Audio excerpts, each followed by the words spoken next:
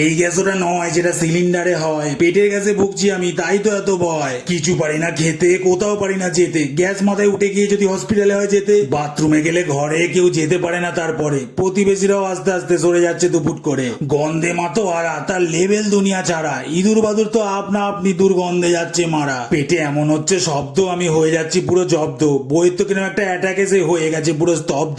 আমি যে কি করি, কলসি হয়ে যাচ্ছে ভুড়ি। ওষুধ তো রোজ খেয়ে যাচ্ছি আমি জুড়ি জুড়ি। কিছুতে হচ্ছে না কাজ, খালি কপালে পড়ছে ভাঁজ। ট্রেনে বাসে তো উঠতে পারি না, কেমন লাগে যেন একটা লাজ। শেষবারে বাসে বসেছিল একজন পাশে, আমি বা কি করবো বলো যদি খুব জোরে আসে। ভগবান করো ক্ষমা, যেই ফাটলো আমার বোমা, ছেলেটা তো কিছু না ভেবে সোজা চলে গেল গো কোমা। একজন খুলে জানলার খাপ, বলল বাপ রে বাপ, বলেই তুরন্ত বাস থেকে সে দিয়ে দিল গো ঝাঁপ। হয়ে গেছে সে অন্ধ, চারিদিকে খালি গন্ধ।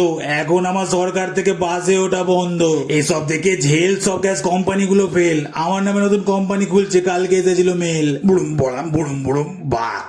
তোর আবার পটি পেয়েছে, তাই পেট দিচ্ছে এরম ডাক। গামছাটা কোথায় গো?